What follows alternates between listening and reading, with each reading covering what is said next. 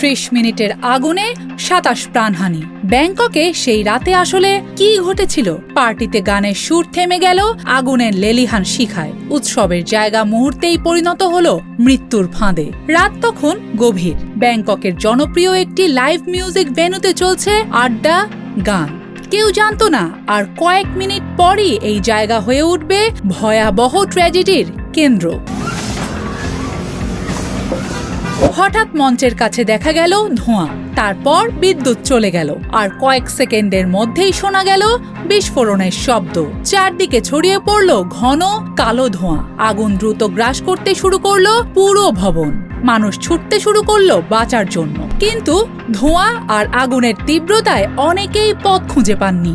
রোববার গভীর রাতে ব্যাংককের না লাত প্রাও বার অ্যান্ড রেস্টুরেন্টে এই ভয়াবহ অগ্নিকাণ্ড ঘটে।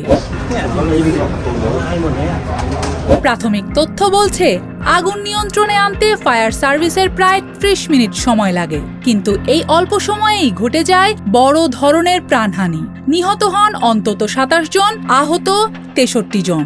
এর মধ্যে 22 জনের অবস্থা সংকটাপন্ন। ব্যাংককের গভর্নর চাঁদচার্ট সিত্তিপুন্ট জানান, আগুন খুব দ্রুত ছড়িয়ে পড়ে। তবে এখানে অনেক মৃত্যুর প্রধান কারণ ঘন ধোঁয়া, কারণ আগুনের চেয়েও এখানে ভয়ঙ্কর হয়ে উঠেছিল ধোঁয়া। প্রত্যক্ষদর্শীরা জানান, আগুন লাগার আগে মঞ্চের কাছে থাকা একটি সার্কিট ব্রেকার থেকে ধোঁয়া বের হচ্ছিল।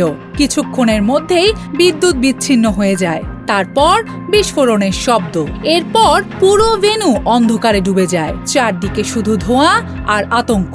উদ্ধারকারীরা ঘটনাস্থলে পৌঁছে দেখতে পান আরো ভয়াবহ চিত্র। অনেক মানুষ আশ্রয় নিয়েছিলেন ভবনের পেছনের বাথরুম এলাকায়, কিন্তু এখানেই আটকা পড়েন অনেকে। সেখান থেকে বের হওয়ার বিকল্প পথ ছিল না। উদ্ধারকারীরা জানান, ভেতরে থাকা চেয়ার ও টেবিল চলাচলের পথে বাধা তৈরি করেছিল। প্রচণ্ড তাপের কারণে উদ্ধার অভিযান আরও কঠিন হয়ে পড়ে।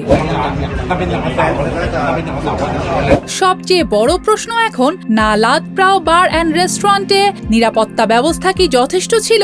ভেন্যুটির একাধিক ফায়ার এক্সিট থাকার কথা ছিল, কিন্তু বাস্তবে জরুরি মুহূর্তে মানুষ কেন বের হতে পারল না সেটি তদন্তাধীন। থাইল্যান্ডের প্রধানমন্ত্রী আনুতিন চার্নভিরাকুল ঘটনাস্থল পরিদর্শন করেছেন। তিনি জানান, আগুনের প্রকৃত কারণ এখনো নিশ্চিত নয়, তবে বৈদ্যুতিক ত্রুটির বিষয়টি তদন্ত করা হচ্ছে। এই ভয়াবহ ঘটনা আবারও সামনে এনেছে থাইল্যান্ডের বিনোদন কেন্দ্রগুলোর অগ্নি নিরাপত্তার প্রশ্ন। এর আগেও দেশটিতে নাইট ক্লাব অগ্নিকাণ্ডে বড় প্রাণহানি হয়েছে। কৌতূহল তাই থেকেই যাচ্ছে, একটি সাধারণ রাতের পার্টি কিভাবে মাত্র কয়েক মিনিটের মধ্যে মৃত্যুর মিছিলে পরিণত হলো? আগুনের সূত্রপাত কি শুধুই বৈদ্যুতিক ত্রুটি, নাকি ছিল বড় কোনো নিরাপত্তা ব্যর্থতা? তদন্ত এখন খুঁজছে সেই উত্তর।